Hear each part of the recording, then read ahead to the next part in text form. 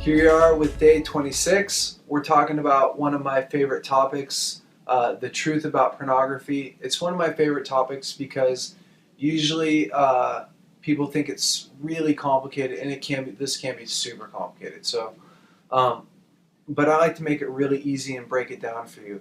And one thing is if you're following along with the book, which you should be, the book hits one side of it, and I'm going to hit the other side of it to kind of round out this whole deal.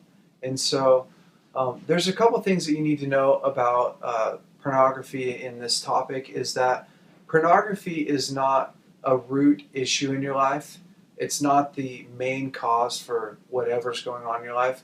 There's other things that are driving you to want to look at pornography, if that makes sense, if you can kind of grasp that concept. Um, Things like anger and self-hatred, not knowing that you're loved, your identity, the way that you see yourself. And so to make it really not complicated, the best thing for you to do is to sit down and become really self-aware. And becoming self-aware is a process where basically you're saying, what do I need in order to be okay? So we talked about, I think in week 17, somewhere around there, about getting to know you, getting to know all about you. And we talked about you learning who you are, and maybe I'm expounding upon even that, is that when you know who you are and you know how you tick and you know what's going on inside of you and you know we call them red flags, what normally makes you not okay in life, it's really easy to stop this disaster from happening. Um, and I'm not assuming that everyone that's watching this is doing it. I'm actually assuming that most of you guys aren't doing it and that you're listening to this to teach other people. So it's really helpful when working with somebody if you can sit them down and go, what helps you to feel loved? Are you getting your needs met in a healthy way? Which every person has a different set of needs, but we all have some of the same set of needs, like to be unconditionally loved, to be cared for, to be nurtured. All have a need to feel honored and respected. We have a need to feel like we're accomplishing something. And so if those things aren't getting met, then what happens is pornography becomes one of the easiest ways to feel, for instance, some sense of intimacy. If you never share what's going on inside of your heart with other people, then pornography fills that need. But then it leaves you with shame, and it leaves you with self-hatred again, and it leaves you with regret. And so oftentimes we go through all these crazy cycles, and it becomes really elusive because we haven't broken it down really easy, which again is to stop and take a look at, did I get my needs met as a kid?